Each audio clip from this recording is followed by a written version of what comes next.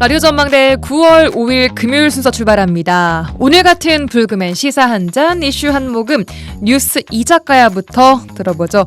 라디오 전망대 메인 작가 이선화 작가와 함께합니다. 어서 오십시오. 네, 안녕하십니까. 네, 안녕하세요. 네. 오늘 첫 뉴스부터 들어볼까요? 오늘 오전 11시 50분쯤 여수 묘도에서 광양 방면 이순신대교 부근에서요. 사고가 하나 발생했습니다. 네. 트레일러가 신호수 2명을 들이받는 사고가 발생했는데 이 사고로 신호수 2명이 심정지 상태로 발견됐고요.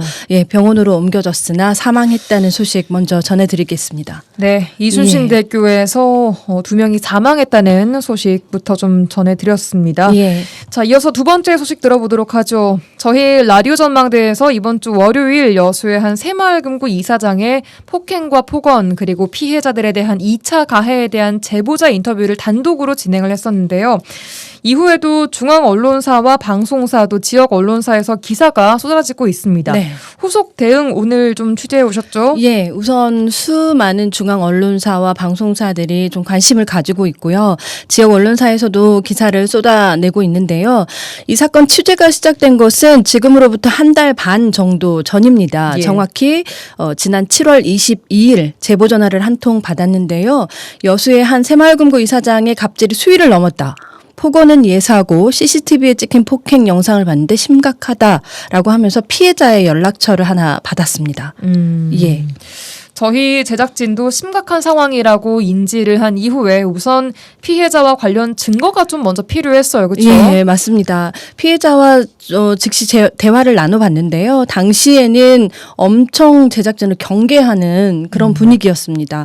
이 사장의 폭행과 폭언이 지속되는 가운데 피해자끼리도 연대가 좀 되지 않고 있었고요. 오히려 피해 당사자임에도 불구하고 이 사장 편에 서버리는 직원들이 나오면서 내가 좀 말을 해도 될까를 고민하셨던 것 같습니다. 그리고 오랜 세월 동안 경찰 신고, 또 형사 재판, 언론 제보가 있었음에도 불구하고 상황이 다시 제자리가 되어지면서 어쩔 수 없이 무력해지고 또 경계를 할 수밖에 없었던 거라고 생각이 듭니다. 예. 그래서 피해자의 주장에 따르면요, 내가 여수경찰서에 누구누구를 잘 안다, 뭐 이런 식으로 위협을 가하기도 했다라고 합니다. 이 사장이요. 네, 그렇습니다. 예. 상황이 이렇기 때문에 실제로 방송으로 이어지기까지 한 달 반이라는 조금은 긴 시간이 걸린 것 아니겠습니까? 네, 맞습니다. 피해자께서는 뭐 중앙의 언론사에 이 사항을 좀 제보를 하시겠다 아니면 다른 피해자와 함께 언론 인터뷰에 응하시겠다 하시면서 시간 좀 지체가 된 것은 사실입니다. 그렇지만 계속해서 끈질긴 설득이 있었습니다. 예, 그래서 이번 주 월요일 결국 라디오 전망대에 용기를 내서 음성 변조로 본인을 보호받는 조건으로 출연을 하셨습니다. 네, 저희 방송이 나가고 유튜브 채널 여수 MBC 뉴스에 이 내용이 좀 올라갔는데 실시간으로 조회수가 막 올라가는 상황이었고 조회수가 그때 당시에 5천여 건, 6천여 건이 넘는 그런 상황이었습니다. 7천 건 정도 기록을 한 상황이었는데 예. 저희가 영상을 한번 그 조회수가 기록됐었는데 내려야 했어요. 예, 맞습니다. 당시 이 사장이 직원을 폭행하는 영상이 나갔는데요. 저희가 블러 처리를 했습니다만 폭행 피해 당사자가 더 좀 저를 가려달라고 요청을 해오셨어요. 그래서 저희 제작진이 피해자 보호를 위해서 얼굴을 더 알아볼 수 없도록 블러 처리를 한 영상이 뒤늦게 또 올라갔고요. 이 영상도 지금 조회수가 3,000회가 넘었더라고요. 그러니까 오늘까지 총 10,000여 건의 조회수를 기록하고 있습니다. 그렇습니다. 댓글도 꽤 많이 달렸죠. 예, 댓글 살펴봤더니 관련 이 사장에 대한 강력한 처벌이 필요하다라는 여론이 큽니다. 그리고 여수 시민으로서 부끄럽다라는 이야기들, 또 용기 내서 제보해 주신 분께 박수를 보내고 싶다. 응원의 목소리들이 좀 담겨 있습니다. 이 영상에 달린 댓글에 저희가 추가 피해 관련 제보를 받는다라고 공지를 해드렸잖아요. 네, 실명을 드러내지는 않지만 여러 제보가 좀 들어와 있었는데요. 이 댓글은 좀 지인이 쓰신 것 같아요. 한번 들어보시죠. 친구가 거기 그만두기 전에 매번 서럽다고 하소연해서 위로해줬던 기억들이 있네요. 영상에 나오는 일들과 유사한 일들이 반복되어 힘들어했었지요. 저번에는 잘 덮으신 걸로 아는데 이번에는 힘드시겠죠라고 글이 올라왔습니다. 예. 그리고 피해자 지인입니다.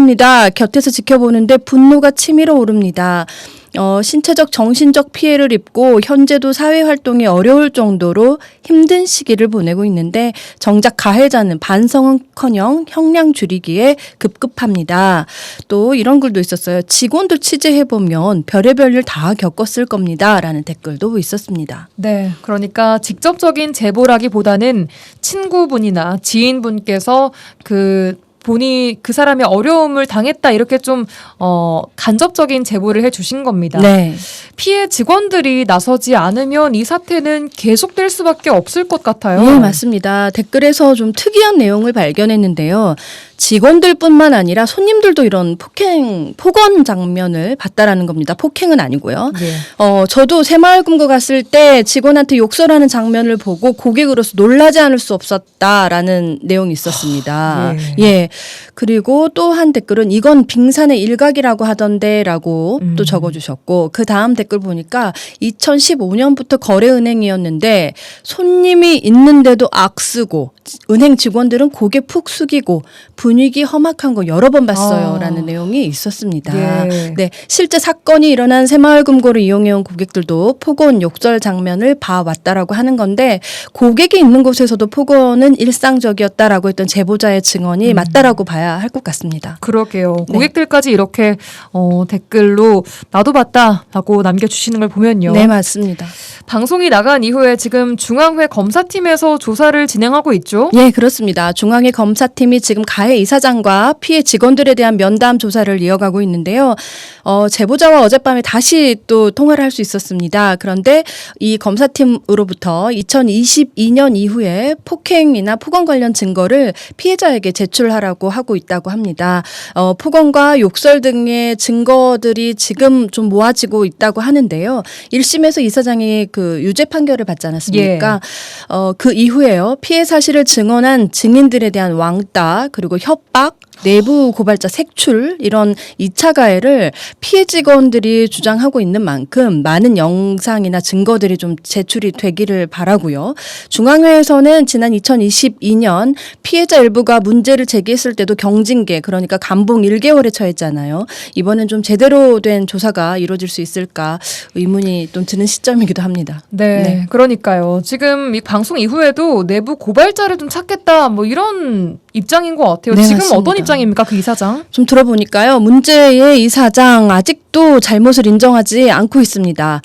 잘못된 부분만 부각된 것 같다. 또 피해자들에게 사과했다. 이런 입장을 보이고 있고요. 취재진들의 얘기를 종합해 보면 내가 곧 사퇴할 거다라는 말을 했다고 하는데요. 예. 이미 이사장 출마를 위해서 한번 퇴직을 했었습니다. 이분이. 그리고 다시 이사장 선거 이후에 돌아온 경력이 있기 때문에 이번에 제대로 된 처벌을 받지 않으면 그렇게 다시 돌아올 가능성도 있고요. 예. 네, 지역사회에서도 이사장이라는 직위를 이용을 한 건지 지역 언론사에서 여러 가지 관련 기사들이 막히는 일도 지금 일어나고 있습니다. 그래요. 방송 이후에 이재명 대통령이 새마을금고 관리감독이 사각지대에 있다고 지적하고 각별히 신경을 써야 한다라고 지적하기도 했습니다. 예, 맞습니다. 이번엔 제대로 된 처벌이 이어질 수 있을까요? 네, 지난 2일이었습니다. 방송이 나간 바로 다음 날에 이재명 대통령이 국무회의에서 새마을금고가 사실 거의 관리감독 사각지대던데 금융기관과 금융위로 넘겨야 하는 거 아니냐라는 의견이 있다라고 하면서 행안부가 관리하다 보니까 관리감독이 느슨한 것 아니냐 이렇게 지적했습니다.